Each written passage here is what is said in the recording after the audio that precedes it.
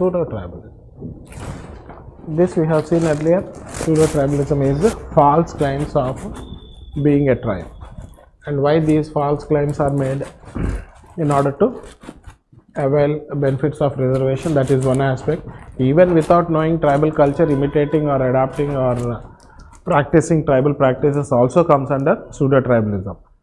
So two aspects are there. One is to avail benefits of reservation. Other one is not benefits of reservation, only imitating or adapting. Maybe fighting for tribal rights without actually understanding the tribal culture, or maybe practicing tribal practices without actually understanding the importance of those practices.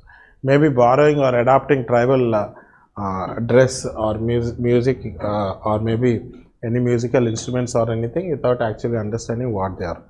So these kind of things also come under pseudo tribalism. And I think we have seen different means of pseudo tribalism earlier also, by means of migration, by means of synonymous names.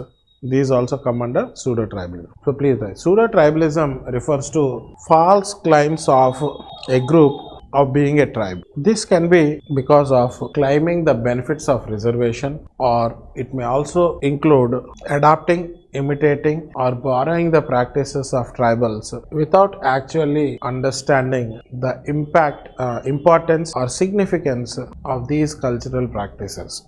Pseudo tribalism also includes fighting for tribal rights without actually understanding what are tribal rights. There are different means of pseudo tribalism. Number one, by means of migrations. When a particular group is identified as a scheduled tribe in a state, it leads to large scale migrations from the adjacent or neighboring states. For example, in 1977, Lambadas or Banjaras or Sugalis are identified as scheduled tribes by the state of Andhra Pradesh. This led to huge scale migration of Lambadas, Banjaras or Sugalis from Karnataka, Maharashtra, etc., from where they were recognized as scheduled castes.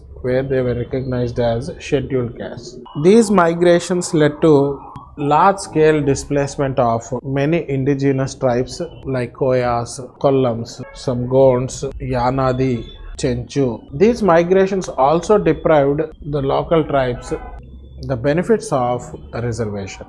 There is a community known as Korchu community in Karnataka, which is similar to Yerukula community in Andhra Pradesh. So this Korchu community migrate to Andhra Pradesh to claim the benefits of these.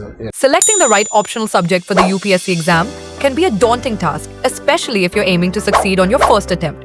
But what if there's a crucial element that could make all the difference? That element is continuous answer writing practice at Vijetha IAS Academy. Our Anthropology Optional Foundation program offers a comprehensive approach. Not only will you delve deeply into the subject matter, but you will also engage in daily and weekly answer writing exercises. Each of your answers will be meticulously reviewed and critiqued by P Kishore Sir, ensuring you receive personalized feedback to enhance your skills. This approach has already helped many students achieve impressive marks and ranks, such as Akanksha Singh, 311 marks in Anthro CSE 2022. Chaudhary Shipra Vijay Kumar, 307 marks in Anthro CSE 2022. Ajin Kumar, who cracked UPSC in his first attempt, and many more. With daily feedback and structured practice, you will be well prepared to succeed in the UPSC examination.